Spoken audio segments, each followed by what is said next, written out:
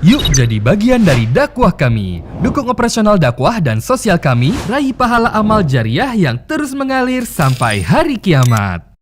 Assalamualaikum warahmatullahi wabarakatuh. Alhamdulillah wassalatu wassalamu ala rasulillah. Segala puji dan puja kehadirat Allah subhanahu wa ta'ala, juga salawat dan taslim kepada Nabi besar Muhammad sallallahu alaihi wa ala alihi wa sahbihi wasallam. Ahlan wa sahlan, selamat datang semua keluarga besar bahasa lama tentunya. Saya sangat senang dengan adanya pengajian keluarga begini, karena biasanya malah yang hadir di pengajian bukan keluarga. Kebanyakan mayoritas yang hadir malah orang-orang lain, padahal sebenarnya yang di skala prioritas kan harusnya memang keluarga. Jadi pada saat kemarin Ibu Sabriyah hubungi saya, ada pengajian, insya Allah kita akan adakan, ya mudah-mudahan dengan kondisi dan keadaan, walaupun kita di restoran cukup insya Allah mewakili, karena sekaligus bisa makan dan minum, dan selain pengajian kita silaturahim insya Allah. Baik, tema ini insya Allah kita akan sampaikan pengajian, judulnya Mumpung Masih Ada Kesempatan. Tema ini sebenarnya sangat penting untuk direnungi untuk kita semua, bagi Bapak Ibu yang sudah sepuh, bukan menggurui tentunya, tetapi saling mengingatkan. Karena memang dalam Al-Quran Allah subhanahu wa ta'ala mengingatkan, fadzakir fa inna dzikra tanfa'ul mu'minin. Saling memberikan peringatan, karena peringatan sangat bermanfaat bagi orang-orang beriman. Juga ada sabda Nabi SAW, ad-dinun nasihah. Agama ini semuanya isinya nasihat, saling mengingatkan satu sama yang lain. Dan beberapa sahabat, bahkan hampir mayoritasnya, itu kalau bertemu, mereka seringkali mengatakan satu sama yang lain, ta'al nu'minu sa'ah. Ayo kita duduk sejenak untuk menambah keimanan kita. Bahkan para sahabat itu walaupun hanya sebelum berpisah saling mengingatkan surah Al-Asr saja, itu mereka lakukan. Dengan membaca, pas ketemu, kemudian mereka ingin berpisah, ketemu di pinggir jalan, ya, ketemu di sebuah tempat, ada momen, maka mereka membacakan wal asr, demi masa kalian hidup di dunia. Innal insana lafi khusr, sesungguhnya semua manusia dalam keadaan rugi selama di dunia ini, illal ladzina amanu wa amilus shalihat, kecuali orang-orang yang beriman dan sibuk mengisi dengan amal-amal saleh. Wa tawasaw bil haqqi wa tawasaw bis sabr, maka saling memberikan wasiatlah terhadap kebenaran ini, dan juga saling memberikan wasiat agar bersabar melaluinya. Karena kehidupan dunia sebentar. Dalam kehidupan kita sehari-hari banyak sekali kesempatan yang Allah berikan agar kita beramal soleh, tapi terkadang digoda oleh syaitan, terlalaikan, sehingga akhirnya masih banyak amal-amal soleh yang luput dari kita. Padahal sebenarnya setiap peluang amal soleh itu tidak akan pernah bisa terulang. Kalau misalnya, contoh saja, tadi ada orang yang tidak sholat subuh, sebagai contoh saja. Kemudian dia ikut pengajian, lalu dia baru sadar ternyata sholat subuh adalah sebuah kewajiban, dan nanti Allah akan hisab hari kiamat. Maka di saat ini penyesalan dia tidak akan bermanfaat. Karena memang penyesalan terhadap amal soleh yang sengaja ditinggal. Beda orang telat sholat subuh karena ketiduran, sehingga dia bisa mengerjakan pada saat dia bangun, atau dia lupa, boleh dia kerjakan pada saat dia ingat. Tapi kalau orang sengaja meninggalkan sholat dan sudah keluar waktunya, dia nggak boleh kerjakan lagi. Maka akan tercatat di buku amalnya tidak sholat subuh sampai hari kiamat. Dia nggak mungkin bisa perbaiki. Oleh karena itu kita harus betul-betul jeli masing-masing untuk mengisi setiap lembaran buku amal kita setiap harinya dengan amal-amal saleh. Karena nanti akan ada penyesalan. Dalam sebuah hadis diriwayatkan Tabarani, Nabi SAW bersabda, ahli surga pun pada saat mereka masuk ke dalam surga, itu ada di antara mereka yang menyesali waktu-waktu mereka selama di dunia yang luput dari amal saleh. Padahal mereka sudah masuk surga, tapi mereka masih menyesal. Kenapa dulu masih ada sholat tidak dikerjakan di awal waktu? Padahal sebenarnya awal waktu lebih afdal daripada waktu yang kedua, waktu yang ketiga, sampai menjelang sholat yang setelahnya misalnya. Maka Dia akan menyesal itu. Atau ada kesempatan untuk puasa sunnah misalnya Senin Kamis selain Ramadan, tapi dia luput. Mungkin ada kesempatan membaca Al-Quran, tapi luput dari dia. Mungkin zikir pagi petang, tapi luput dari dia. Mungkin silaturahim keluarga, mungkin sedekah dari kerabat yang minta bantuan, atau orang-orang susah yang minta bantuan tapi ditolak. Maka semua ini akan mendatangkan penyesalan-penyesalan. Kenapa dulu saya tidak lakukan? Ya. Nanti coba kita tadabburi ayat-ayat Al-Quran supaya kita tahu langsung pesan dari Allah Subhanahu Wa Taala berhubungan dengan tema kita, mumpung masih ada kesempatan. Saya mengajak Bapak Ibu untuk buka kalau ada aplikasi Al-Qurannya ya di HP masing-masing mungkin supaya lebih mudah. Surah Al-Mu'minun, surah nomor 23 dalam Al-Quran, ayat 99, mulai dari ayat 99. Surah Al-Mu'minun, surah nomor 23, mulai ayat 99. Di sini Allah Subhanahu wa taala menggambarkan tentang bagaimana kondisi bagi orang-orang kafir, orang-orang yang banyak meninggalkan amal saleh, mereka menyesal. Saya akan bacakan mulai dari ayat 99-nya, dan ayat ini tidak asing, turun lebih dari 1400 tahun yang lalu dan akan terus dibaca oleh orang-orang beriman sampai menjelang hari kiamat nanti. Ayat 99-nya, A'udzubillahi minasyaitonirrajim, hatta idza jaa ahadahumul maut qala rabbirji'un. Demikianlah keadaan orang-orang kafir itu, maksud dalamnya orang-orang yang lalai, banyak melalaikan amal-amal saleh, terus terjerumus dalam dosa, tidak taubat. Hingga apabila datang kematian kepada seseorang dari mereka, pada saat dia sudah lihat malaikat maut, hanya antara dia sama malaikat maut tersebut dengan Tuhannya Allah Subhanahu Wa Taala, dia baru berkata, ya Tuhanku, kembalikanlah aku ke dunia. Allah Subhanahu Wa Taala memberikan kita bocoran, ya, memberikan kita informasi. Yang informasi ini agar kita jadikan sebagai renungan. Fungsi Al-Quran menginformasikan tentang sesuatu yang sebelumnya terjadi, umat-umat sebelum kita. Juga informasi tentang apa yang harus kita lakukan di saat kita hidup, syariat Allah, peraturan-peraturan Allah. Juga informasi yang akan datang, prosesi kematian, alam barzah, hisab hari kiamat, surga dan neraka. Nah, ini adalah informasi dalam Al-Quran. Nah, di sini Allah Subhanahu Wa Taala memberikan informasi kepada kita bahwasanya semua orang kafir tidak terkecuali pada saat mereka meninggal, atau orang yang banyak melalaikan amal-amal saleh, sibuk dengan dosa, tidak pernah taubat, mereka akan seperti ini keadaannya pada saat mati. Jadi maknanya jangan sampai kalian menjadi seperti orang-orang ini. Itu makna ayatnya. Ayat 100-nya, tadi ayat 99, pada saat mereka lihat malaikat maut, mereka berharap, ya Tuhanku, kembalikanlah aku ke dunia. Kira-kira untuk apa mereka kembali ke dunia? Untuk kembali ke makanan favoritnya kan? Untuk kembali kepada tempat tidur yang empuk kan misalnya? Atau untuk kumpul lagi sama teman-temannya? Atau untuk meeting bisnis lagi? Jawabannya Allah jelaskan di ayat 100. Apa yang mereka minta pada saat malaikat maut mencabut ruhnya? Mereka ingin kembali ke dunia. Untuk apa? Apakah untuk menikmati lagi dunia? Allah gambarkan di ayat 100-nya. La'alli a'malu salihan fima tarakt.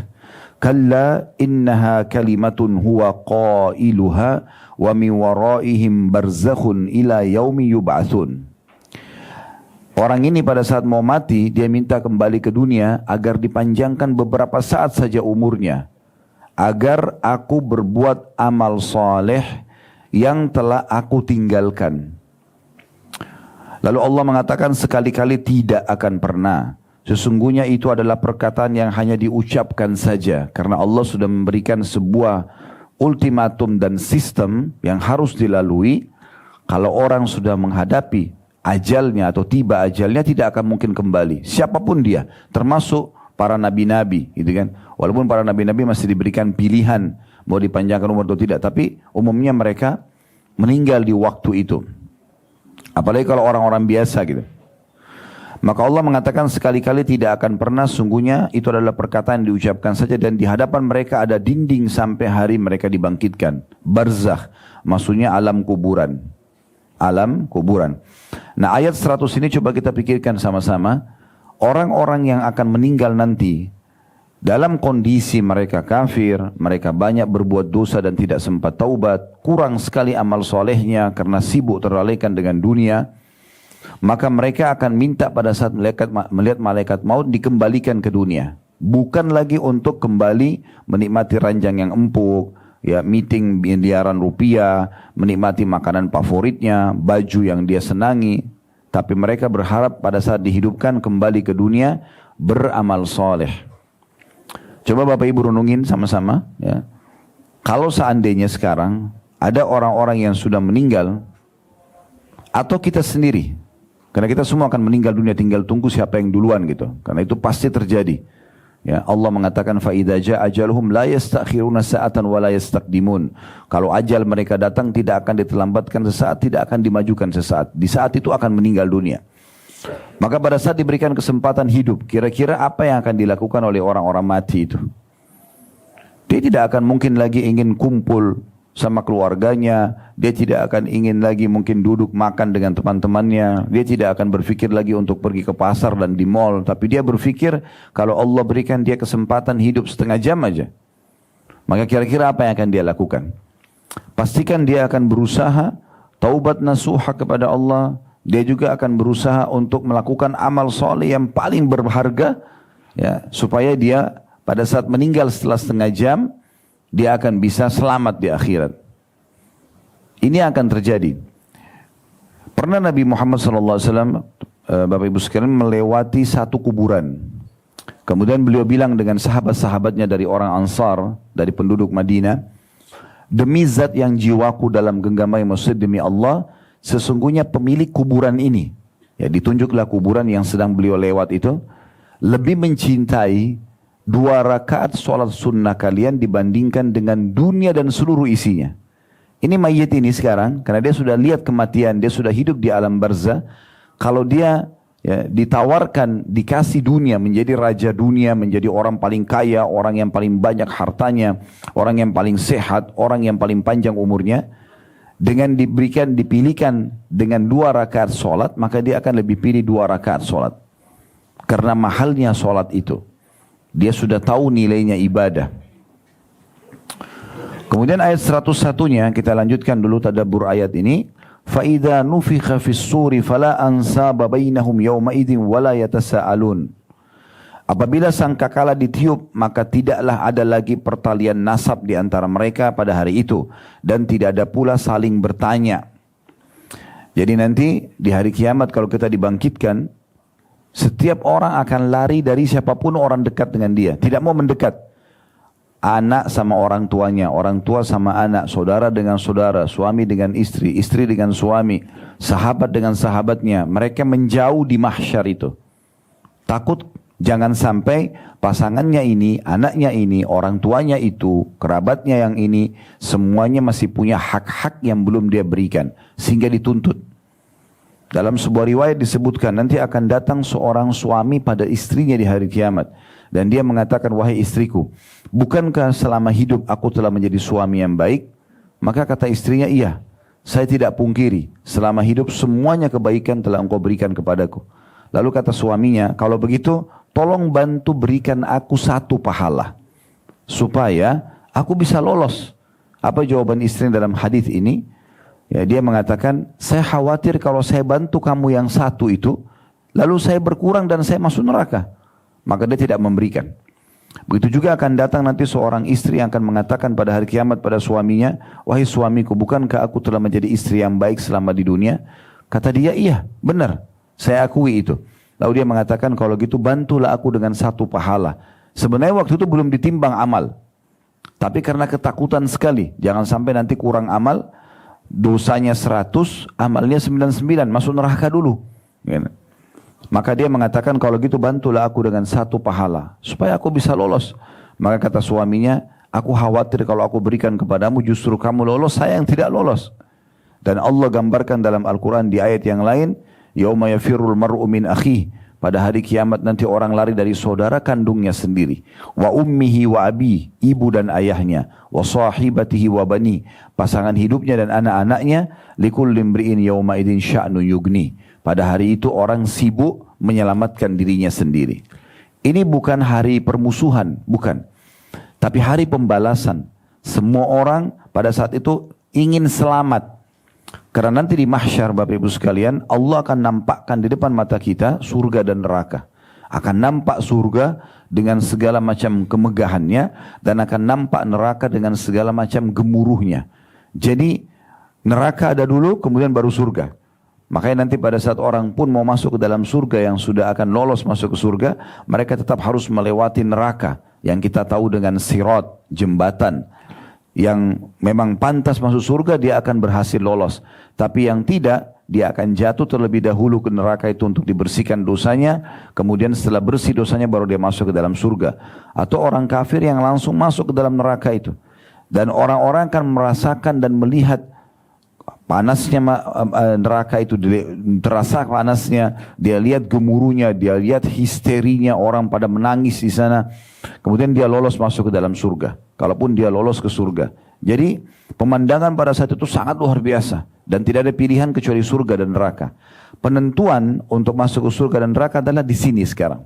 Di sini saatnya tempat kita menentukan apakah kita ingin ke surga atau ke neraka. Allah gambarkan di ayat 102-nya, "Faman thaqulat mawazinuhu faulaika humul muflihun."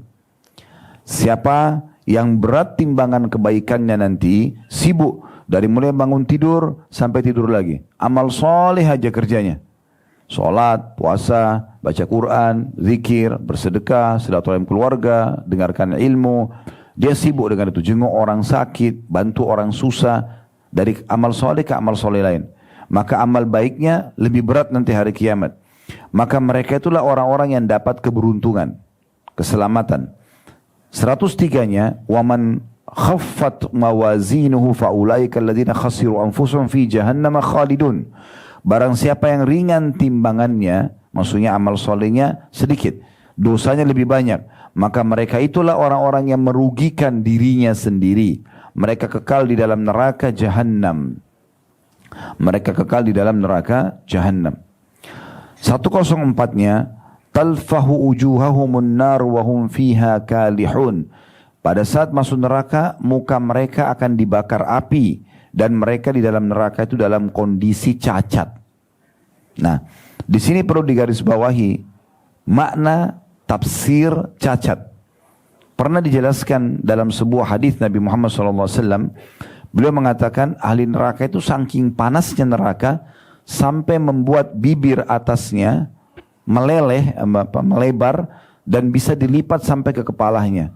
Sementara bibir bawahnya meleleh sampai ke pusar perutnya. Jadi saking panasnya. Juga makna lain adalah mereka nanti pada hari kiamat akan memanggil-manggil Malik. Malik ini penjaga neraka, malaikat bernama Malik. Mereka manggil-manggil, dan juga malaikat Zabaniyah, istilah bagi para penjaga neraka, agar memohon diringankan siksa. Namun para malaikat tidak menjawab mereka. Setelah sekian lama tidak dijawab, maka para malaikat tetap mengatakan kalian tidak akan mungkin bisa selamat dari api ini. Lalu mereka memanggil Allah, mohon kepada Allah. Allah tidak menjawab mereka, kata Nabi Muhammad SAW, seumur bumi, seumur dunia, seumur dunia. Berapa miliar umurnya dunia ini, seumur itu Allah tidak jawab. Dan setiap saat mereka disiksa terus. Yang dipukul, yang dipanggang, yang disetrika, yang segala macam dengan siksaan yang menyedihkan. Hanya karena selama di dunia sibuk dengan dosa-dosa, tidak taubat, melalaikan amal-amal soleh yang diperintahkan. Setelah itu pun Allah jawab setelah seumur dunia. Kata Nabi Muhammad SAW, Allah mengatakan, ikhsa'u fiha wa la tukallimun. Tinggallah di dalamnya dalam kondisi terhina dan jangan mengajak atau jangan berbicara denganku. Ya. Nah pada saat itu kata Nabi Muhammad SAW, ahli neraka setelah mendengar dari Allah, ini adalah harapan mereka yang terakhir. Allah memaafkan mereka. Allah mengatakan ikhsa'u fiha. Ya, tinggallah di dalamnya dalam kondisi terhina. Wala tukallimun, jangan pernah kalian mengajak bicara aku. maka di saat itu mereka akan mengeluarkan dari tempat air mata mereka darah. Mereka akan mengeluarkan dari tempat air mata mereka, dari mata mereka darah. Nah, karena mereka sudah kehabisan air mata, sampai akhirnya yang keluar adalah darah. Lalu di ayat 105-nya Allah subhanahu wa ta'ala menyampaikan lagi, jadi pada saat itu terjadi penjelasan kenapa mereka tidak dikeluarkan dari api neraka dan kenapa mereka cacat. Bunyinya ayat 105, alam takun ayati tutla alaikum fakuntum biha tukadzibun. Bukankah ayat-ayatku telah dibacakan kepadamu sekalian tapi kamu mendustakannya? Kayak di masa kita sekarang, berapa banyak ustadz-ustadz yang sudah menyampaikan, ustazah yang menyampaikan, buku-buku banyak tersebar, Al-Quran sudah diterjemahkan, ceramah-ceramah sekarang di media, di Facebook, di Instagram, di YouTube, di hampir semua media kita bisa dengarkan ceramah-ceramah tersebut. Berarti sudah sampai ayat-ayat Allah, tinggal orang-orang mau mengambil yang mana. Subhanallah, Allah itu Bapak Ibu sekalian tidak pernah paksa kita ibadah. Tidak pernah juga menyuruh kita untuk kafir. Allah mengatakan faman syaa'a falyu'min wa man syaa'a falyakfur. Siapa yang mau beriman silahkan, siapa yang mau kafir silahkan. Beriman jelas arahnya, hidupnya bahagia, juga dia akan masuk ke dalam surga nanti. Dan kalau dia kafir, dia hidupnya akan sengsara, serta juga di akhirat dia akan masuk ke neraka. Jadi kita semua menentukan jalan kita masing-masing. Ya. Lalu ayat 106-nya, ini Allah berikan bocorannya. Belum terjadi kiamat, Allah sudah kasih kita bocorannya. Ini kalimat Allah luar biasa, seperti sedang bicara sama kita di saat ini. Allah gambarkan nanti para ahli neraka itu, mereka menyebutkan kata-kata ini. Qalu rabbana ghalabat alaina shiqwatuna wa kunna qauman dhalin. Mereka berkata, ya Tuhanku. Mereka berkata, ya Tuhanku, kami telah dikuasai oleh kejahatan kami dan kami adalah orang-orang yang sesat. Maksudnya, orang-orang nanti yang akan masuk neraka itu, mereka akan mengatakan, ya Allah, kami akui memang dulu di dunia kami lalai, sering lalaikan sholat, lalaikan puasa, lalaikan zakat, masih terjerumus dalam kebohongan, zina, riba dan segala macam dosa-dosa. Kami akui semua itu ya Allah, tapi kami berharap rahmat-Mu. Maka mereka mengatakan ayat 107-nya, Rabbana akhrijna minha fa'in udna fa'inna zalimun. Ya Tuhan kami, keluarkanlah kami dari neraka ini dan kembalikan kami ke dunia lagi. Maka jika kami kembali juga pada kekafiran, pada dosa-dosa, sesungguhnya kami adalah orang-orang zalim. Sesungguhnya kami adalah orang-orang zalim. Lalu Allah bilang di ayat 108-nya, qala khsa'u fiha wa la tukallimun. Allah berfirman, tinggallah dengan hina di dalam neraka itu dan jangan pernah kamu berbicara dengan aku. 109-nya, innahu kana fariqum min ibadi yaquluna rabbana amanna faghfir lana warhamna wa anta khairur rahimin. Sesungguhnya ada segolongan dari hamba-hambaku berdoa selama di dunia, ya Tuhan kami telah beriman, maka ampunilah kami dan berilah rahmat, dan engkau adalah pemberi rahmat yang paling baik. Maksudnya ayat 109-nya ini, di dunia Bapak Ibu akan sering melihat ada orang-orang yang berada di jalan Allah, mereka selalu menutup aurat, mereka selalu peduli dengan pendapatan halal, mereka selalu menjaga sholat di awal waktu, mereka selalu menjaga ibadah-ibadah dan meninggalkan dosa. Namun sayangnya banyak orang yang jauh dari agama mengolok-olok mereka. Kamu terlalu alim, kamu begini dan begitu, atau dicari kesalahannya. Akhirnya Allah menceritakan kepada orang-orang yang minta kembali ke dunia itu, bukankah dulu ada hamba-hambaku yang mereka itu baik-baik di dunia. Ayat 110-nya Allah bilang, fattakhadtumuhum sikhriyan hatta ansaukum dzikri wa kuntum minhum tadhakun. Lalu kamu menjadikan mereka bahan ejekan. Apa itu? Apa masalah agama? Sudahlah, enggak usah terlalu alim, enggak usah terlalu begini dan begitu. Kalian jadikan bahan ejekan sehingga kesibukan kamu itu mengejek mereka menjadikan kamu lupa mengingat aku, kata Allah, dan kamu selalu menertawakan mereka. 111-nya, inni jazaituhumul yawma bima sabaru annahum humul faizun. Sesungguhnya aku memberi balasan kepada mereka di hari ini karena kesabaran mereka. Sesungguhnya mereka itulah orang-orang yang menang. Orang-orang yang menang. Lalu Allah balik bertanya lagi kepada ahli neraka. Ini ayat demi ayat ya, Allah berbicara di sini. 112-nya, qala kam labithtum fil ardi adada sinin. Allah bertanya kepada ahli neraka, berapa tahun lamanya dulu kamu tinggal di dunia? Mungkin kan bagi kita kalau orang ada umurnya 70, 80, 100 tahun, anggaplah 150 tahun misalnya. Umurnya Allah kasih ratusan tahun. Maka mungkin di alam manusia dianggap itu sudah lama gitu. Allah menggambarkan nanti ahli neraka yang paling tua pun Allah ajak ngomong. Dulu di dunia berapa lama kamu hidup? Umur dia ratusan tahun. 113-nya mereka menjawab, qalu labithna yawman aw ba'da yawmin fas'alil 'adin. Mereka menjawab, kami tinggal di bumi sehari atau setengah hari saja. Maka tanyakanlah kepada orang-orang yang menghitung. Jadi mereka sudah tidak ingat di hari itu berapa ratus tahun pernah dia hidup. Tapi bagi mereka seperti baru sehari atau 2 hari.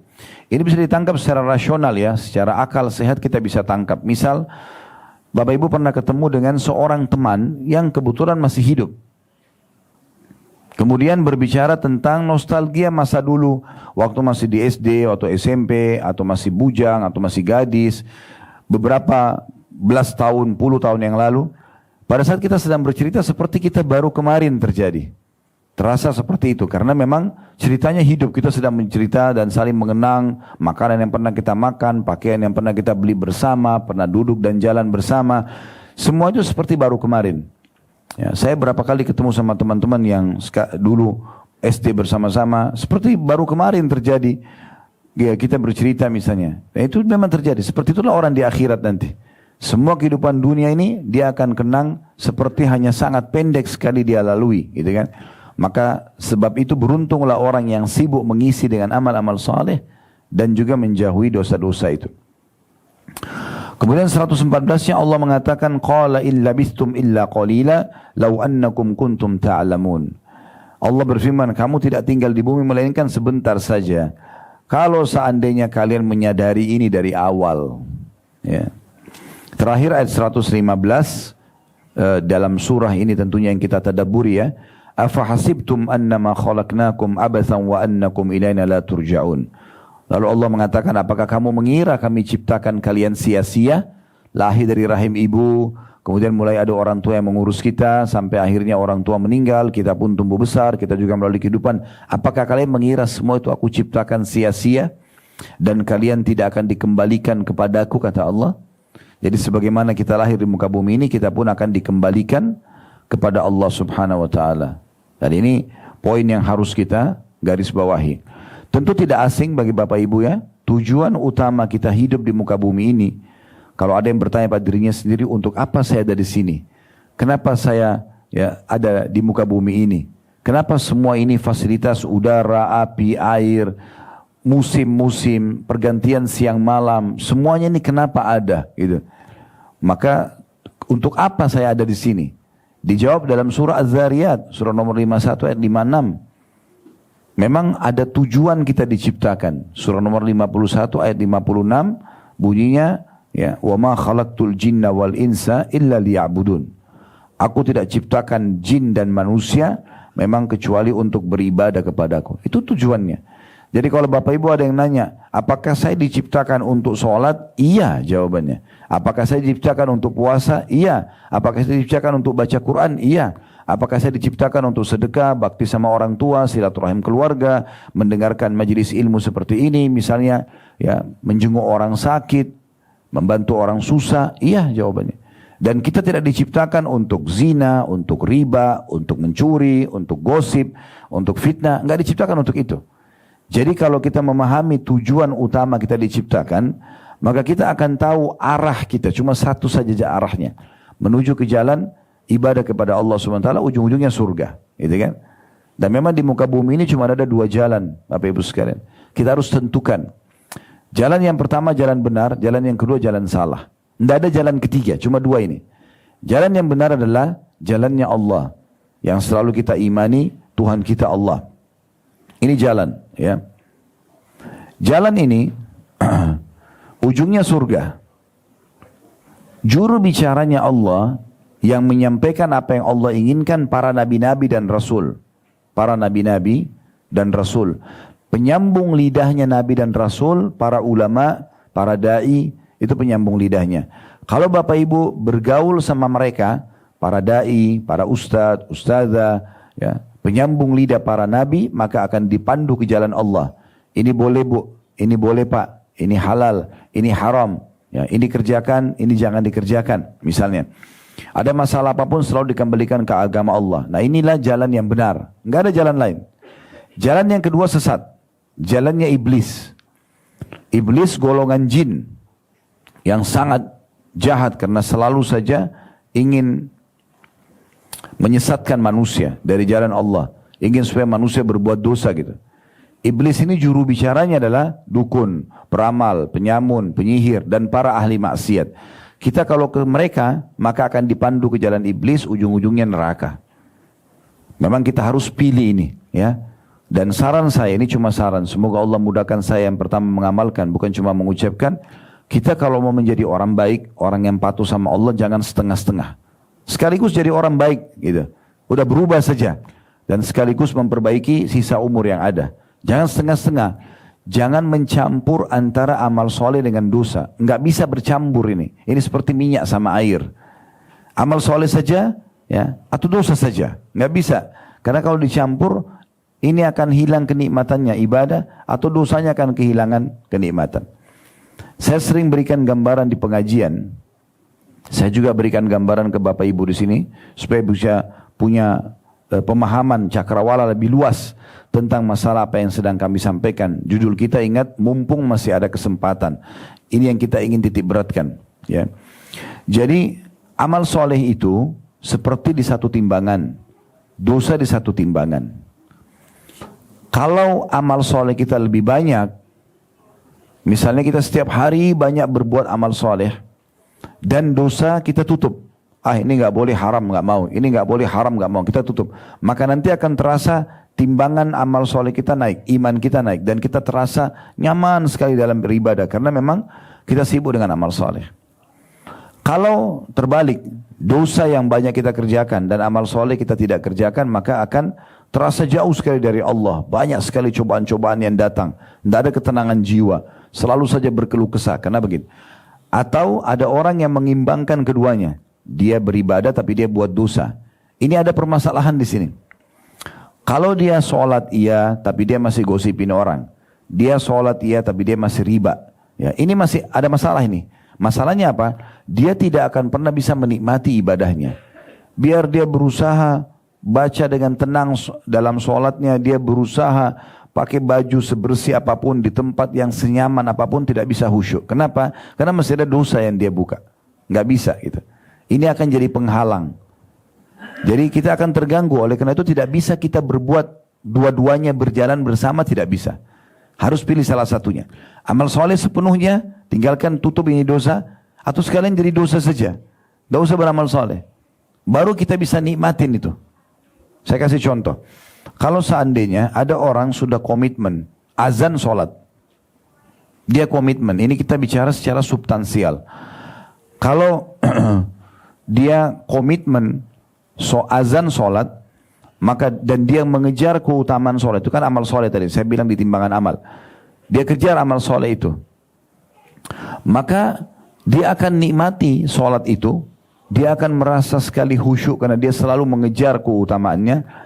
Dan tentu kenikmatan lawannya, yaitu meninggalkan sholat, akan hilang. Nanti orang yang sering sholat akan merasa, oh orang itu kenapa nggak sholat ya? Karena dia sudah merasakan nikmatnya sholat itu. Maka dia merasa aneh dengan orang yang tinggalkan sholat. Nah di sini kenikmatan ibadahnya lebih naik. Karena dia tinggalkan yang lawannya gitu. Sebaliknya kalau ada orang tidak sholat dan dia menikmati itu, azan, hayya 'alas shalah, hayya 'alal falah, ayo salat, ayo menuju kepada kemenangan, dianggap angin lalu, enggak dipedulikan sama dia. Maka dia menikmati itu. Kenikmatan lawannya yaitu sholat hilang. Mungkin dia akan selalu bilang, itu orang nggak capek sholat terus sehari 5 kali. Misal contoh. Nah seperti itu. Contoh yang lain, seorang wanita muslimah menjaga menutup auratnya dengan baik. Dan dia nikmati itu. Dia merasa ini perintah Allah, dia selalu tutup auratnya misalnya. Dia jaga kehormatannya.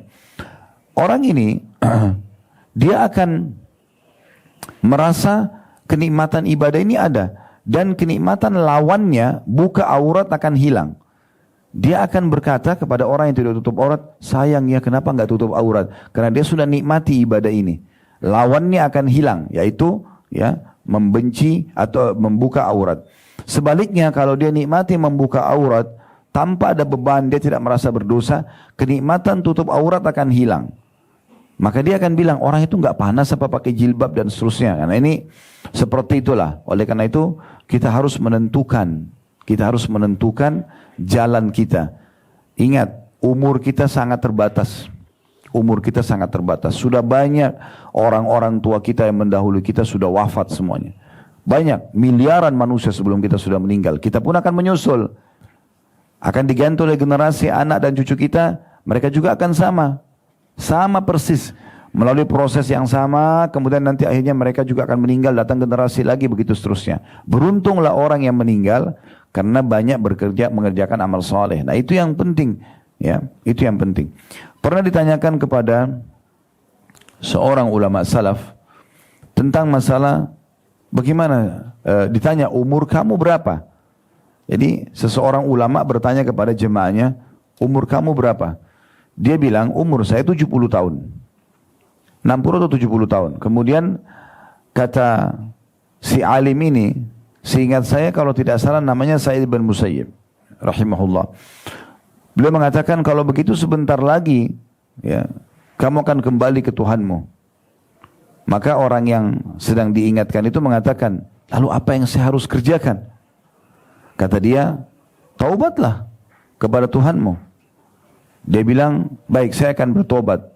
Tapi apakah itu akan mencukupi buat saya? Maka kata beliau, taubatlah kepada Allah. Kemudian isi sisa umurmu dengan amal-amal soleh. Maka yang lalu-lalu akan dimaafkan oleh Allah. Maka kau akan selamat. Walaupun ada banyak waktu-waktu yang lama tersisa tidak dikerjakan amal soleh. Terluputkan, tapi karena taubat nasuha. Dan sisa umur berapa hari pun diperbaikin beramal soleh, maka yang lalu-lalu Allah akan maafkan. Tapi kalau sisa umur ini tetap juga kau gunakan dalam kesalahan dan kemaksiatan, maka Allah akan menghisap kamu dengan yang apa kamu kerjakan sekarang, berikut diikutkan dengan semua dosa-dosa masa lalu. Maka itu akan memberatkan. Kita coba renungi ayat yang lain. Coba dilihat surah Al-Munafikun. Ya. Kita buka surah Al-Munafikun. Ini surah nomor 63 ya. Ayat 9-nya, ya ayyuhalladzina amanu la tulhikum amwalukum wala auladukum an dzikrillah wa may yaf'al dzalika faulaika humul khasirun. Hai orang-orang beriman, janganlah hartamu dan anak-anakmu melalaikan kamu dari mengingat Allah. Barang siapa yang berbuat demikian, maka itu adalah orang-orang yang merugi. Maksudnya karena sibuk mengejar harta dunia, dia lupa sholat, dia lupa ibadah-ibadah, bahkan tidak mau tahu apakah ini sumbernya halal atau haram. Intinya yang penting dapat pendapatan, gitu kan? Atau anak-anaknya karena dia sibuk ya dengan rasa cinta yang berlebihan pada anak, dia tidak arahkan ke agama, walaupun anaknya buat salah dibenarkan aja, sehingga akhirnya melalaikan dia dari zikrullah. Ya. Artinya membuat dia mendukung anaknya yang berbuat salah, walaupun buat maksiat kepada Allah, malah didukung supaya dia melakukannya, gitu kan? Maka ini akan membuat dirinya rugi, karena akan dihisap oleh Allah Subhanahu wa Ta'ala. Allah amanahkan kepada kita harta dan anak-anak untuk kita bawa semuanya itu ke timbangan amal kita hari kiamat. Bagaimana caranya? Harta kita sibuk sedekahkan, ya, jalin silaturahim, ya, kegiatan-kegiatan sosial, dan anak-anak kita didik dan kita bawa kepada agama. Ya. Ada sedikit yang saya ingin berbagi dalam masalah ini. Nabi SAW dan para sahabat di dalam masalah harta, mereka tidak pernah berpikir masalah tabungan. Ini mungkin persepsi yang mesti direnungi sama-sama dan coba diterapkan gitu ya. Selama ini ada dua sistem yang menyebar banyak, maksudnya ini yang mayoritasnya ya. Tapi yang satu ini adalah agama, sistem syariat Islam, yang satu kapitalis dalam mengelola harta dan bagaimana itu berkecamuk di pikiran setiap orang ya. Islam mengajarkan harta itu disedekahkan, dibawa ke akhirat supaya memberatkan timbangan amal hari kiamat. Dan ini yang benar. Kapitalis mengatakan tabunglah supaya kamu kaya. Nah, ini berbeda. Kalau kita ikuti pemikiran kapitalis, nabung aja kerjanya, bangga dan senang melihat angka rekeningnya selalu bertambah, maka pastikan dia tidak akan sedekah. Sementara dan dia menganggap dirinya akan kaya dengan itu, dengan menabung. Atau kita pakai cara Islam, sibuk bersedekah dengan harta kita, dan dengan itu Allah akan tambah harta itu. Dengan itu Allah akan tambah harta itu. Saya kasih contoh misalnya,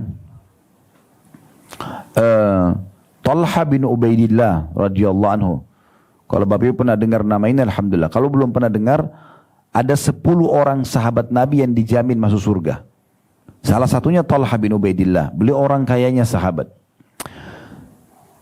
Orang ini pernah kedatangan harta banyak sekali dari hasil perdagangannya.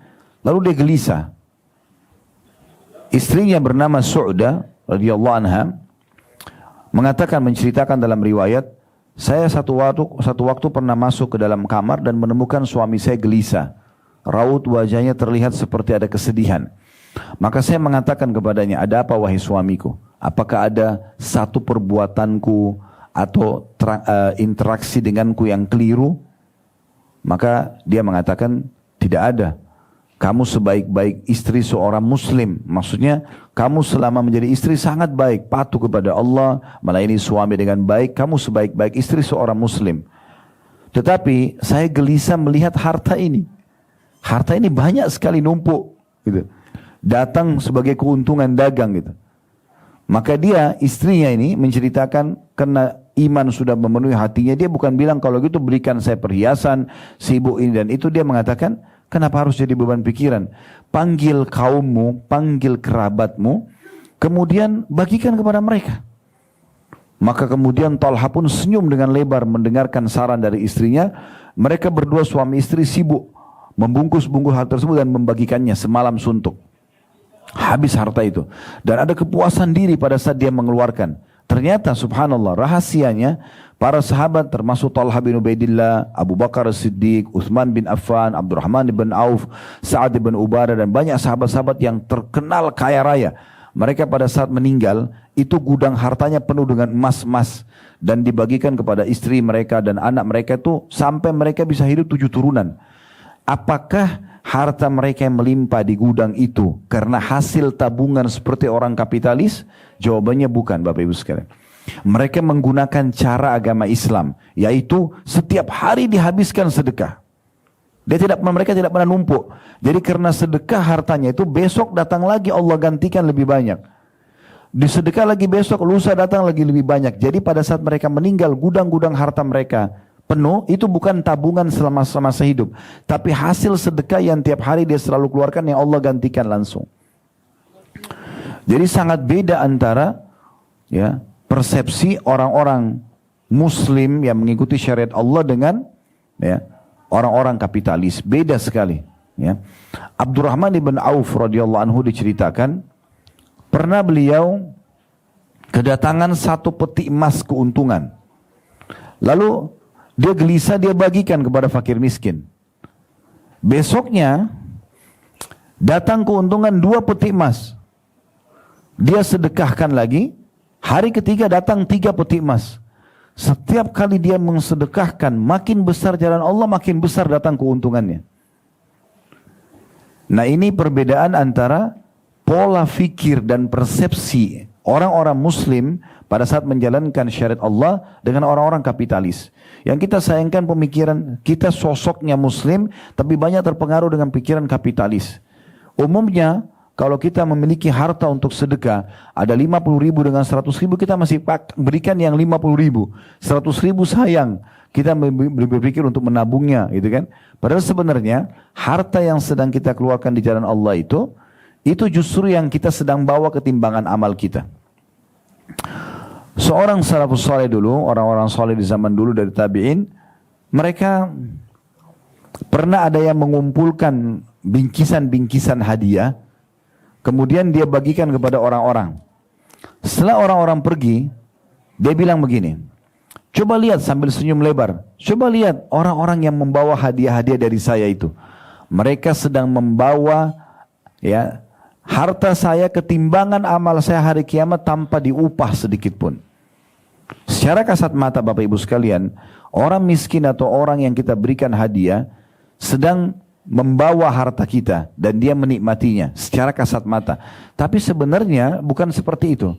Nilai harta yang kita kasih ke dia 1 juta, 2 juta, 10 juta, baju, makanan, apa saja, itu sebenarnya dia nikmati di dunia, tapi itu sedang dibawa ketimbangan amal kita yang akan kita terima dan panen pahalanya hari kiamat. Nah, ini persepsi yang harus kita ubah. Jadi sekali lagi, para sahabat, mereka di dunia kehidupannya terpenuhi, selalu terpenuhi, tidak pernah habis hartanya, dan pada saat meninggalkan warisan banyak, bukan karena menabungnya, tapi karena rutinitas mereka bersedekah. Makin banyak dikeluarkan jalan Allah, makin banyak rezekinya datang. Nah, itu yang terjadi, dan itu teori syariat yang sudah dipraktikkan oleh orang-orang sebelum kita. Sementara kapitalis berbeda, mereka selalu menabung saja, dan akhirnya begitu-begitu saja, walaupun bertambah hartanya, tapi sebenarnya dia tidak menikmatinya. Akhirnya pada saat dia meninggal, hanya ahli waris saja, dia sendiri juga tidak menikmati. Nah, ini persepsi yang harus diperbaiki. Kenapa saya bicara tentang sedekah ini? Karena ayat yang sedang kita bahas berhubungan dengan masalah itu. Surah Al-Munafikun ini ya. Tadi kita sudah bacakan ayat 9-nya. Hai orang-orang beriman, jangan sampai hartamu dan anak-anakmu melalaikan kamu dari mengingat Allah. Maksudnya membuat kamu jadi jauh dari agama Allah. Karena barang siapa yang buat itu, dia termasuk orang-orang rugi. Nah, perhatikan di ayat 10 Allah bicara masalah infak ini, masalah sedekah ini. Wa anfiqu mimma razaqnakum min qabli an ya'tiya ahadakumul mautu fayaqula rabbi laula akhartani ila ajalin qaribin fa asaddaqa wa akum minas salihin. Dan belanjakanlah sebagian dari apa yang telah kami berikan kepadamu sebelum datang kematian kepada salah seorang dari kamu. Kemudian dia berkata, pada saat dia sudah lihat malaikat maut, baru dia bilang, ya Rabbku, mengapa engkau tidak menangguhkan kematianku? Untuk apa orang yang mau mati ini minta supaya diterlambatkan 1 jam, 2 jam umurnya, supaya jangan mati dulu? Apakah untuk kembali ke makanan favorit seperti tadi saya bilang, atau untuk kumpul-kumpul lagi sama teman-temannya, atau beli baju kesukaannya? Enggak. Di sini dikatakan, ya Rabbku, mengapa engkau tidak menangguhkan kematianku sampai waktu yang dekat yang menyebabkan aku dapat bersedekah dan aku termasuk orang-orang saleh. Jadi orang yang sudah mau mati itu berharap diterlambatkan beberapa saat umurnya supaya dia transfer semua uangnya untuk sedekah. Karena dia akan menyesal gitu. Lalu Allah mengatakan di ayat 11-nya, "Walan yuakhirallahu nafsan idza jaa ajaluha wallahu khabirum bima ta'malun." Tapi ketahuilah, Allah sekali-kali tidak akan menangguhkan kematian seseorang apabila telah datang waktu kematiannya, dan Allah Maha mengenal apa yang kamu kerjakan, atau Allah Maha mengetahui apa yang kamu kerjakan. Saya tambahkan dalam poin ini, kalau pernah dengar nama ini alhamdulillah, kalau belum maka perlu diketahui, namanya Sa'ad ibn Ubadah radhiyallahu anhu. Ini sahabat Nabi, mulia, pimpinan orang-orang Ansar. Orang ini terkenal sangat kaya raya. Hampir setengah perkebunan kurma di Madinah itu milik beliau. Orang yang luar biasa kekayaannya.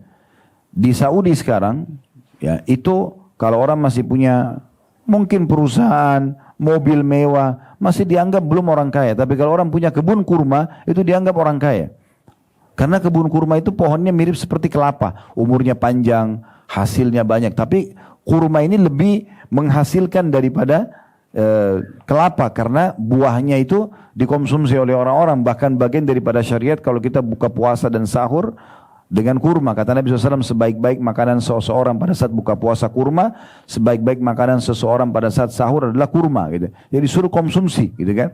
Dan Dr. Abdul Daim, ada seorang dokter dari Mesir, beliau mengadakan penelitian dan beliau sampaikan hasilnya di channel YouTube-nya. Saya biasa ikutin karena beliau mempertemukan antara teknologi dan ilmu kedokteran dengan wahyu Allah dan hadis-hadis Nabi SAW, ayat Al-Quran, hadis Nabi gitu ya. Beliau mengatakan ada survei menjelaskan kalau kurma itu satu butirnya akan memenuhi kebutuhan kalori seseorang manusia itu 7%. Kalau kita konsumsi satu butir. Berarti sunnah Nabi memakan 7 butir kurma ajwa di pagi hari, ya itu berarti sudah 42 atau 43% kebutuhan dia sehari sudah terpenuhi. Jadi banyak sekali manfaat-manfaat yang bisa didapatkan gitu kan daripada kurma itu sendiri. Ya. Nah saya ingin sampaikan, saya kembali kepada Sa'ad ibn Ubadah radhiyallahu anhu. Beliau ini punya kebun kurma dan selalu hasilnya selain ada yang dijual kemudian dibagilah, ada sepertiga dipakai untuk kebutuhan dia. Ya, teman keluarganya, sisanya 2/3 selalu disedekahkan. Sampai ada gudang hartanya, dia bilang sama anaknya bernama Qais radhiyallahu anhu majma', ini sahabat Nabi, dia bilang, "Hai Qais, ini gudang harta ayah. Habiskan dengan sedekah." Jadi tiap hari si ayah sama anak, karena waktu itu masih belum ada mikrofon pengeras suara, belum ada media kayak kita sekarang. Jadi mereka naik ke atas rumah lalu teriak-teriak, "Wahai muslimin, wahai penduduk Madinah, siapa yang butuh bantuan datanglah. Yang butuh gandum, yang butuh madu, yang butuh keju, yang butuh tepung, ya silakan ambil, datang. Yang butuh uang." Orang pada antri semua depan rumahnya, dibagi-bagiin. Sampai gudang itu habis. Habis nih. Secara akal sehat kalau orang masih ada pikiran kapitalis, habis dong, nggak ada lagi gitu. Tapi subhanallah teori agama beda. Di hari yang sama, pada saat dia habis bagi-bagi dari pagi sampai menjelang siang, sore hari Allah datangkan rezeki dari tempat tidak disangka-sangka. Di malam hari penuh lagi gudangnya dia. Penuh lagi gudangnya. Besok dia bagi-bagi lagi, dia sama anaknya. Penuh lagi besoknya. Begitu terus sampai dia meninggal. Tidak pernah habis harta itu. Ya. Jadi luar biasa. Teori agama, banyaknya harta, melimpahnya harta bukan dari menabungnya, tapi rutinnya bersedekah. Kapitalis mengatakan kaya itu, nabung adalah pangkal kaya. Tidak bisa ketemu. Orang nabung pasti pelit, orang sedekah pasti dermawan, beda. Ya. Makanya saya sering saran saya, kita ada satu pola. Saya juga waktu kecil biasa begitu dulu ya, diberikan celengan, waktu masih kecil dikasih celengan untuk nabung. Ternyata setelah saya dewasa, saya coba pelajari satu demi satu pendapat-pendapat teori-teori agama ini ya. Maka saya temukan ada yang salah di sini nih. Karena saya juga coba pernah praktikin kasih ke anak-anak yang Allah amanahkan kepada saya. Kasih celengan, maka ternyata apa yang saya sedang adakan survei itu betul terjadi. Kalau kita berikan celengan kepada anak kita, maka kita sedang menanamkan sifat bakhil, pelit pada mereka. Sekarang kita punya anak dua, si A sama si B. Kasih celengan dua-duanya. Ini nak ya, kita kasih uang misalnya, anggaplah 1.000 rupiah atau 10.000 masing-masing kita kasih. Lalu mereka nabung. Di saat itu kita tidak sadar sedang menanamkan sifat bakhil pada mereka. Kenapa? Karena si kakak kalau menyentuh celengan adik akan marah. Adik kalau sentuh celengan kakak akan marah. Ya. Sementara bukan ini ajaran Islam. Ajaran Islam adalah ini ya, ibu kasih atau ayah kasih kepada kakak, kakak berbagi sama adik. Adik dikasih berbagi sama kakak. Saling memberi. Kalau dengan ini terbalik, gitu kan? Bahkan bukan cuma itu. Kalau kita orang tuanya pun memegang celengan itu, mungkin si anak akan marah dengan orang tuanya. Ini persepsi yang keliru ini. Islam sekali lagi mengajarkan kita sebelum menyesal, mumpung ada kesempatan, sebelum ajal datang, segera bersedekah. Karena salah satu yang disebutkan dalam surah Al-Munafikun, penyesalan orang pada saat meninggal, kenapa dia tidak bersedekah, ya, kenapa dia tidak segera memberikan hartanya di jalan Allah Subhanahu wa taala. Nah, ini poin yang juga perlu kami sampaikan dalam masalah ini. Banyak orang yang lalai dari ibadah-ibadah yang sedang Allah perintahkan kepada dia semasa dia hidup, dan dia tidak menyadari kalau ini perbuatan yang salah, ya. Dan setiap saat Allah bisa datangkan hukuman kepada dia. Tapi banyak orang tidak sadar.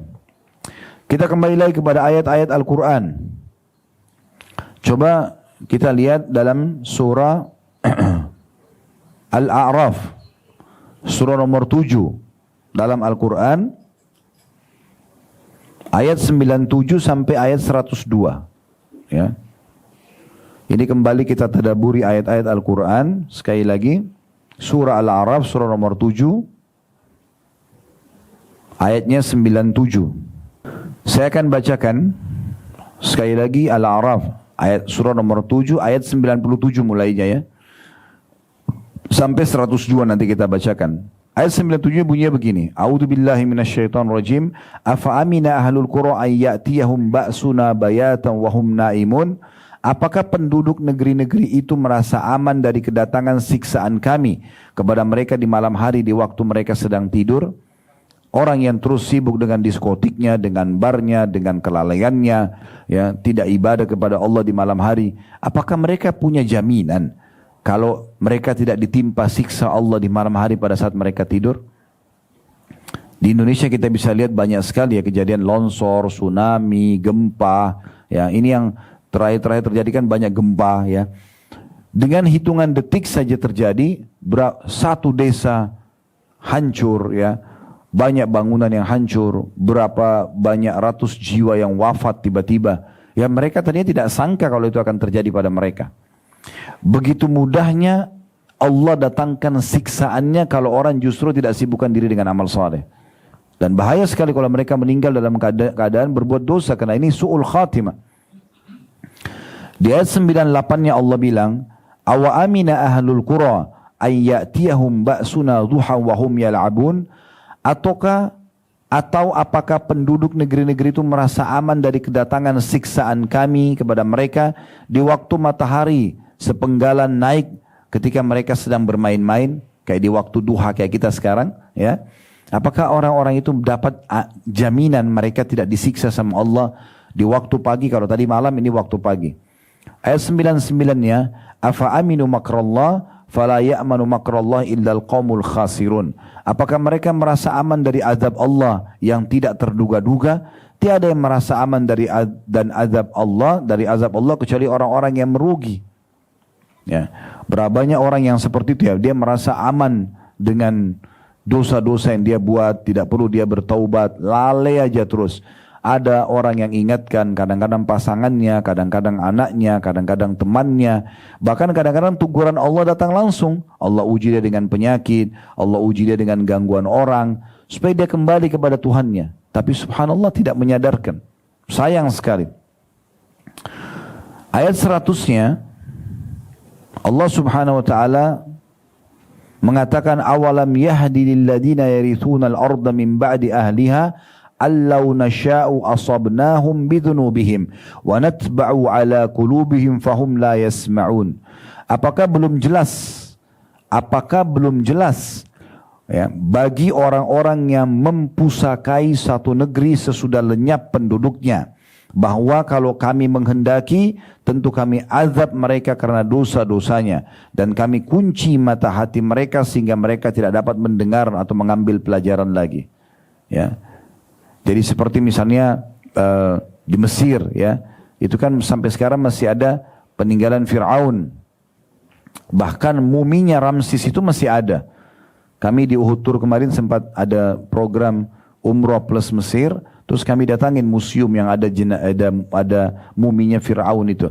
Dan pada saat saya masuk ke situ, jadi ada satu jemaah yang nanya, Ustaz, ini ya Fir'aun yang di zaman Nabi Musa itu? Iya, ini orangnya. Allah kekalkan jasanya sebagaimana Allah ceritakan dalam Al-Quran untuk menjadi pelajaran bagi manusia. Tapi subhanallah, siapa yang mengambil pelajaran dari orang-orang seperti ini? Banyak orang tidak ambil pelajaran. Penduduk Mesir sekarang seperti Allah sebutkan dalam ayat ini. Bukankah sudah jelas bagi penduduk negeri yang mempusakai negeri yang orang-orangnya pernah kami siksa, bahwasanya mereka harus ambil pelajaran. Kapan mereka kafir seperti Fir'aun akan sama nasibnya. Kapan mereka beriman seperti Nabi Musa dan Bani Israel pada saat itu, mereka akan selamat. Tapi banyak orang subhanallah yang tidak mengambil pelajaran dari itu. Bahkan ada yang lebih parah, Bapak Ibu sekalian. Kadang-kadang dia satu mobil sama temannya, tabrakan, temannya mati, dia masih selamat. Dia bukannya sadar dan segera kembali ke jalan Allah, dia malah hanya menganggap itu sebuah cerita dalam hidupnya. Kalau teman saya tabrakan mati, saya selamat. Padahal bisa saja Allah buat seketika juga dia tabrakan dan dia juga mati. Berapa banyak orang yang tidak mengambil pelajaran. Ingat Bapak Ibu sekalian, orang-orang soleh sebelum kita dari sahabat, dari tabi'in, mereka selalu ambil pelajaran bahkan kepada hal-hal yang kecil. Sebagian mereka mengatakan, sungguh aku mengetahui aku memiliki dosa di saat aku lihat perubahan sikap pasangan hidupku. Istri atau suami berubah sikap. Berarti ada dosanya. Mereka beristighfar. Atau tungganganku. Kalau dia mau naik kuda, kudanya tiba-tiba berontak. Atau kita sekarang mau naik kendaraan, terganggu misalnya. Atau tikus yang masuk ke dalam rumahku. Tikus di rumah kita pasti ada. Biasanya begitu. Tapi mereka jadikan dengan adanya tikus. Karena tikus ini suka mengganggu dan merusak. Berarti ada dosa di rumah itu. Begitu pekahnya mereka jadikan sebagai bahan introspeksi diri mereka. Sebagian mereka Bapak Ibu sekalian kalau jalan, kakinya kesentuh batu.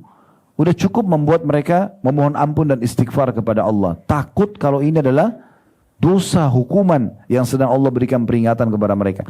Ada di antara mereka yang lewat tercium bau busuk saja. Kayak bau sampah misalnya. Udah cukup mereka ya menjadikan sebagai bahan introspeksi diri. Segera bertaubat dan kembali kepada Allah. Tapi banyak orang subhanallah tidak seperti itu. Mereka lewat saja semuanya kisah-kisah itu seperti kisah yang pernah berlalu, tidak diambil pelajaran darinya. Sayang sekali. Kita pun yang tinggal di Indonesia walaupun kita bukan penduduk Mesir, hari ini kita bisa mengambil pelajaran dari Fir'aun. Setiap saat kita ketik Fir'aun, muminya Fir'aun, keluar semua gambarnya di Google. Kita seakan-akan bisa datang lihat di sana, melihat cuplikan-cuplikan video yang ada. Kita bisa lihat. Di Jordania ada laut mati, tempatnya kaum Nabi Lut Allah binasakan. Di Madain Saleh, kurang lebih 4 jam dari kota Madinah, ada tempatnya Nabi Saleh yang Allah binasakan. Mereka memahat gunung-gunung dan dijadikan sebagai rumah-rumah mereka. Tidak lama lagi pemerintah Saudi akan buka untuk menjadi sebuah tempat wisata yang didatangi. Itu tempat yang masih nyata depan mata gitu. Nah, orang-orang yang melihat ini dan mengambil pelajaran sangat bagus, ya. Jadi kita harus peka sebenarnya ya.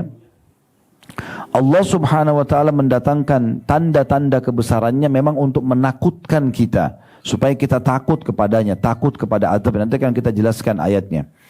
Baik, kita lanjutkan dulu sampai 102 surah Al-A'raf. 101-nya, tilkal qura naqussu 'alaika min anba'iha wa laqad ja'atuhum rusuluhum bil bayyinati fama kanu liyu'minu bima kadzdzabu min qabl kadzalika yatba'u Allahu 'ala qulubil kafirin. Negeri-negeri yang telah kami binasakan itu, kami ceritakan sebagian dari berita-beritanya kepadamu. Dan sungguh telah datang kepada mereka rasul-rasul mereka dengan membawa bukti-bukti yang nyata, mukjizat. Maka mereka juga tidak beriman kepada apa yang dahulunya mereka telah mendustakannya. Demikianlah Allah mengunci hati atau mata hati orang-orang kafir. 102-nya, وَمَا وَجَدْنَا لِأَكْثَرِهِمْ مِنْ أَهَدٍ وَإِنْ وَجَدْنَا أَكْثَرُهُمْ لَفَاسِقِينَ. Dan kami tidak mendapati kebanyakan mereka memenuhi janji. Sesungguhnya kami mendapati kebanyakan mereka adalah orang-orang fasik. Maksudnya orang-orang yang telah dinasihati, oh iya terima kasih tapi nggak diamalkan. Mereka tidak tepati janji itu. Sebenarnya mereka sudah diberikan peringatan tapi mereka tidak mau ambil pelajaran. Coba kita lihat ayat yang lain. Mungkin Bapak Ibu sudah hafal ini ya, surah Al-Mulk ya. Banyak yang sudah sering baca Tabarakalladzi biyadil mulk ya. Tapi ada ayat 16 sama ayat 17-nya. Surah nomor 67 tentunya ya. Ayat 16 dan 17. Allah berfirman, A'udzu billahi minasyaitonir rajim.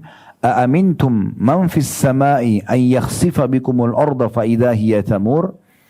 Apakah kamu merasa aman terhadap Allah atau dari Allah yang berkuasa di langit bahwa D-nya besar kata ganti Allah, dia akan menjungkir balikkan bumi bersama kamu sehingga dengan tiba-tiba bumi itu tergoncang. Maksudnya kenapa kamu terus lalai tidak mau ibadah, berbuat dosa sementara jelas ada Allah di atas langit sana yang bisa setiap saat menjungkirkan kamu dengan bumi, gempa, longsor, kamu mati, selesai. Maka akan menyesal. Di ayat 17-nya, am amintum man fis samai an yursila alaikum hasiba fasata'lamuna kaifa nadhir. Apakah kamu merasa aman terhadap Allah yang berkuasa di langit, bahwa dia akan mengirimkan badai yang berbatu, maka kelak kamu akan mengetahui bagaimana akibat mendustakan peringatanku itu.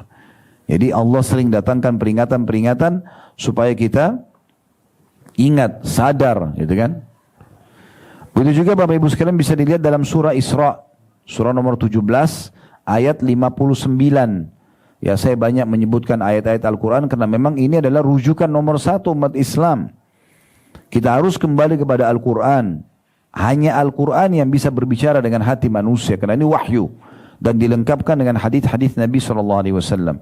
Perhatikan, guntur, petir, bencana-bencana alam, fenomena alam, penyakit di dalam diri kita, kegelisahan yang sering datang, gangguan orang lain, semua itu peringatan dari Allah supaya kita kembali kepadanya. Surah Isra, surah nomor 17 ayat 59 menyampaikan itu. Bunyinya, a'udzubillahi minasyaitonirrajim, wa ma nursilu bil ayati illa takhwifa. Dan kami tidak mengutus tanda-tanda ayat-ayat kami kecuali memang untuk menakut-nakuti. Memang supaya kita takut dan kita kembali kepada Tuhan kita Allah. Nah, ini poin peringatannya. Juga dalam surah At-Taubah, surah nomor 9 ayat 126. Surah At-Taubah, surah nomor 9 ayat 126. Allah mengatakan, awala yarawna annahum yuftanuna fi kulli amin marratan aw marrataini thumma la yatubuna wa lahum yadhakkarun. Tidakkah mereka melihat bagaimana kami menguji mereka dari tahun ke tahun yang lainnya, setahun atau 2 tahun. Tahun ini sakit, mungkin tahun depan sembuh, tapi kemudian Allah uji lagi dengan yang lain. Ujian-ujian yang datang ini itu untuk menjadi pelajaran kembali kepada Allah Subhanahu wa taala. Berarti ada sesuatu yang salah nih, yang harus kita segera introspeksi diri kembali kepada Allah. Tidakkah mereka melihat bagaimana kami menguji mereka setahun ataupun 2 tahun, ya? Tapi sayangnya mereka tidak gunakan sebagai ajang taubat dan juga sadar dan mengingati masalah itu. Nabi Muhammad SAW, Bapak Ibu sekalian, itu kalau melihat mendung ya kita biasa lihat mendung, itu beliau gelisah, mondar-mandir. Sampai Aisyah mengatakan, ya Rasulullah, ada apa? Ini mendung. Kata Nabi SAW, wahai Aisyah, apa jaminannya kalau di belakang awan mendung itu adalah siksa Allah? Saya tidak tahu. Mungkin rahmat, kalau sudah turun hujan, Nabi lihat jelas hujan turun, baru beliau senyum. Karena gelisahnya. Jangan sampai siksaan Allah ini yang datang. Seperti itu. Pernah ada 2 orang menemui Ummul Mukminin Aisyah radhiyallahu anha. Dan beliau berkata, wahai Ummul Mukminin, wahai ibunya orang-orang beriman, beritakan kepada kami tentang gempa. Nah, di zaman kita sering terjadi gempa. Ada informasinya nih. Aisyah menjawab, bila mereka telah menghalalkan zina, mengkonsumsi minuman keras, memainkan alat-alat musik, maka Allah di langit sana cemburu. Kemudian berfirman kepada bumi, goncangkan dirimu. Kemudian jika mereka bertaubat dan meninggalkan pelanggaran mereka, maka akan kembali aman. Jika tidak, maka Allah akan hancurkan dan binasakan bumi tempat mereka hidup, dan mereka pun akan ikut binasa. Ya, jadi ini riwayat yang luar biasa gitu. Berapa kali kita selalu tahu gempa terjadi, sampai kepada kita informasinya, gitu kan? Tetapi kita tidak peduli dengan masalah gempa itu. Padahal sebenarnya sudah ada berita sampai dari istri Nabi Muhammad SAW, ya, Aisyah radhiyallahu anha, tentang masalah gempa. Beliau mengatakan pada saat dosa-dosa mulai disebarluaskan, dianggap biasa, ya, maka pada saat itulah Allah Subhanahu wa taala berfirman kepada bumi, goncangkan dirimu. Ya, sehingga akhirnya ya, memberikan peringatan, mungkin cuma berapa detik misalnya. Kalau mereka kembali kepada Allah, kembali aman. Tapi kalau mereka tetap berbuat dosa, maka Allah akan binasakan mereka bersama dengan bumi itu. Ini ditulis oleh Ibnu Qayyim rahimahullah dalam kitab Ad-Da' wad Dawa di halaman 46. Ya. Kemudian juga At-Tabarani menyebutkan dalam tafsirnya bahwa gempa pernah terjadi di Kufah. Kufah salah satu kota di Irak, ya. Pada masa Abdullah bin Mas'ud radhiyallahu anhu. Maka beliau berkata, Abdullah bin Mas'ud bilang, gempa terjadi lalu beliau mengatakan, wahai manusia, sesungguhnya Allah menginginkan kalian segera taubat dan kembali kepadanya, maka segeralah kembali. Maksudnya kalau tidak ini akan membinasakan nih, segera kembali. Semua fenomena ini akan menjadi peringatan buat kita. Ibnul Jauzi menyebutkan, menukil bahwa Abdullah bin Zubair radhiyallahu anhu, sahabat Nabi, dia dan ayahnya sahabat, Abdullah sahabat, Zubair juga sahabat. Abdullah bin Zubair setiap kali mendengar suara guntur, hampir di musim hujan kita dengar guntur gitu kan. Tapi kita mungkin biasa saja, tutup kuping atau kita tidak hiraukan. Tapi beliau setiap kali dengar guntur, pasti beliau berkata, innahu wa'idun syadidun di ahlil ard. Sesungguhnya ini peringatan keras bagi penduduk bumi. Guntur itu terjadi sebagai peringatan keras. Bukankah suaranya menggelegar, menakutkan? Ini bukan main-main. Ya, kalau seandainya ada orang gebrak-gebrak pintu kita, kita sudah marah. Atau mungkin kita takut kalau dengar gebrakannya sangat besar gitu. Maka seperti itu kurang lebih gambarannya. Guntur yang begitu keras, lalu kita tidak sadari kalau itu adalah peringatan dari Allah, ini sangat aneh. Maka Abdullah bin Zubair mengatakan, hati-hati, ini peringatan yang sangat keras bagi penduduk bumi. Ali bin Abi Thalib, ini sebagai penutup bahasan kita. Jadi kita sudah jelaskan tadi tentang ayat-ayat penyesalan orang nanti pada saat meninggal kalau mereka banyak berdosa, mereka kafir, tidak sempat taubat. Kita juga sudah menyampaikan tentang banyaknya peringatan-peringatan Allah yang harusnya kita jadikan sebagai pelajaran buat kita. Gempa bumi, longsor. Tadi saya bilang secara hal yang kecil pun, misalnya di diri kita sendiri penyakit, atau kita sedang jalan sama teman lalu tabrakan, dia mati, kita selamat. Ini semua peringatan dari Allah supaya kita kembali ke jalannya, berarti ada dosa yang kita lakukan. Kita juga sudah ingatkan baru saja bagaimana para sahabat mereka peka sekali dan hati-hati mendengarkan suara guntur, melihat kilat, gempa-gempa, mereka langsung segera bertaubat dan mengajak orang sekitarnya bertaubat. Bahkan sering kali terjadi dalam rumah kita sendiri, permasalahan-permasalahan yang kita tidak sadari, ribut rumah tangga, anak nggak mau bakti, banyak hal, itu sebenarnya sebabnya dosa. Sebabnya adalah dosa. Apapun yang tidak nyaman buat kita, kuncinya dari dosa. Kapan kita segera kembali kepada Allah SWT jadi baik semua. Tiba-tiba muamalah pasangan kita jadi baik, tiba-tiba anak kita mendapatkan hidayah, itu karena justru taubat kita dan kembali kepada Allah Subhanahu wa taala. Ini poin yang harus digarisbawahi.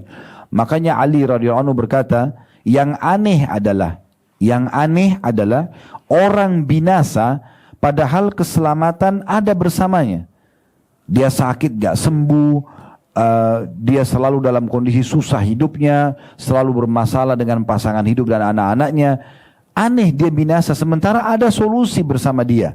Maka orang-orang ya bisa kena gempa, banjir, penyakit kronis, kemiskinan, kesusahan hidup padahal keselamatan bersamanya.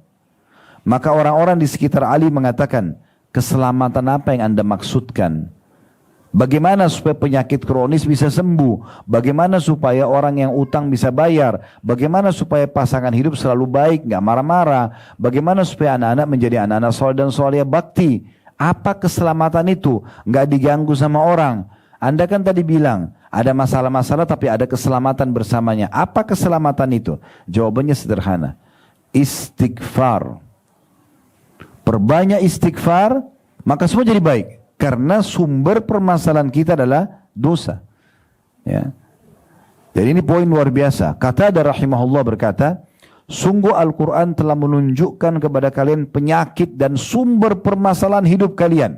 Berikut obatnya. Ada masalah tapi ada jalan keluarnya. Penyakit kalian adalah dosa-dosa dan obatnya adalah istighfar. Kembali kepada Allah Subhanahu wa taala. Oleh karena itu Bapak Ibu sekalian, sebagai penutup ada buku yang sudah Allah mudahkan tersusun tentunya. Ini yang Allah amanahkan kepada kami, sudah kami bagikan. Judulnya Bergegas Taubat Sebelum Terlambat. Ini insya Allah bisa dibawa pulang nanti dan bisa dibaca, dan mudah-mudahan ini akan menambah atau menyempurnakan materi yang sedang kita bahas. Kita sedang membahas sebenarnya judulnya, mumpung ada kesempatan, maksudnya sudah mendengarkan ceramah ini, oh iya ternyata kita harus beramal soleh ya, mulai sekarang perbanyak amal soleh. Oh ternyata kita harus tobat dari dosa ya, kita tobat dari dosa. Oh ternyata kita harus peka dari peringatan-peringatan Allah, kita harus peka dengan peringatan-peringatan Allah. Beruntung orang yang mendengar, kemudian mengamalkan. Tidak usah lihat siapa yang menyampaikan, tapi apa yang disampaikan. Kalau itu benar, maka terima. Peringatan Allah seringkali datang dari orang-orang kita tidak pernah tahu. Bahkan kadang-kadang dari anak kita sendiri. Saya pernah di rumah lagi tidur, subhanallah tertidur siang hari menjelang asar, anak saya masih kecil, 2 tahun, 3 tahun datang kepada saya, abati, sholat. Dia ngomong gitu. Subhanallah, saya tiba-tiba terbangun dan saya melihat bukan anak ini, tapi Allah sedang menyampaikan kepada saya pesan melalui lisan anak ini. Kita harus peka, nggak boleh nggak peka. Peka dalam mengerjakan kesempatan amal soleh. Allah sampaikan ke kuping kita, hayya 'alas shalah, hayya 'alal falah, itu supaya peka. Oh, disuruh sholat. Jangan diengahkan begitu saja. Begitu juga dengan tadi yang kita sampaikan, setiap peringatan-peringatan yang membuat kita sadar terhadap dosa kita, maka kita segera meninggalkan dan kembali kepada Allah subhanahu wa ta'ala. Ini insya Allah bahasannya. Kalau ada benar dari Allah, kalau ada salah dari saya, mohon dimaafkan. Subhanakallahumma bihamdika, asyhadu an la ilaha illa anta astaghfiruka wa atubu ilaik. Wassalamualaikum warahmatullahi wabarakatuh.